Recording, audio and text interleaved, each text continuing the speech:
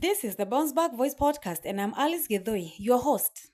Thank you for joining me in this conversation. Quick question: who is the hardest for you to forgive? Someone else, or maybe even yourself? If you're carrying yesterday in today, moving forward can feel heavy, right? Like every step takes more energy than it should. Today, we are talking about forgiveness, why it matters, who to forgive first, and how to actually start. Trust me, I know it's not easy, but it is possible and it will change your life. Bitterness can hang around you for years. People replay old hurts over and over again, and it shows through sleepless nights, anxiety, even ulcers. Your body pays the price for holding anger. I saw this with my daughter. She carried a lot of bitterness over some people who wronged her. We tried everything until she started writing it out as therapy. And just like that, she began to release it. At just 9 years, she forgave through writing, and then she authored her first children's book on forgiveness called The Well-Deserved Hugs. Amazing, right? And it shows that no matter your age, forgiveness sets you free. For many of us, the first step to that kind of freedom is actually forgiving God.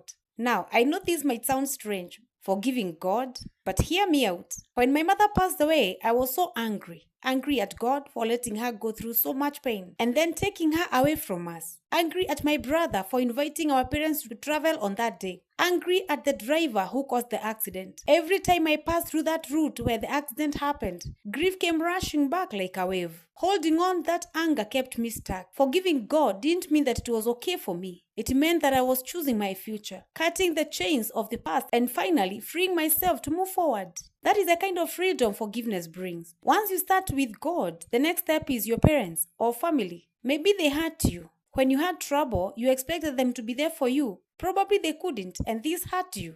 At times, it's the extended family, siblings, cousins, aunts, uncles. Forgiving them isn't for them, it's for your peace. Let it go so your heart has room to breathe. And then there are friends, colleagues, business partners, people we interact with every day. Sometimes they cross boundaries or say things that hurt you. Maybe they don't even realize it. Holding grudges just traps you. There is a Kikuyu saying that many axes in one basket won't fail to hit each other. People clash, that's life. Forgive them, not for their sake, but to free your energy. And the Bible reminds us in Matthew 18, verse 21 to 22, where Peter asked Jesus, "Lord, how many times shall I forgive my brother or sister who sins against me? Up to 7 times? Jesus answered, "I tell you, not 7 times, but 77 times. Wow, forgiveness isn't optional. It's a lifestyle for the heart. Finally, the hardest person to forgive for many is yourself. Maybe you made a mistake, took a wrong turn, made a stupid decision with irrecoverable repercussions, or hurt someone else. Whatever it is, it's time to release the guilt. Here is what you can do. Stand in front of a mirror or write a letter to your younger self and say, "I forgive you, I release you, I choose my future." You can even burn the letter, symbolically letting it go. This is you versus you, reclaiming your energy and your life. If you're wondering how to even start small. Pick one person, one event, just one. Acknowledge the heart. Really feel it. Then choose to forgive. Say it out loud. Write it down. Pray, whatever works for you. Picture it leaving you. Burn it, tear it. Let it float away. Feel that weight lift off your shoulders.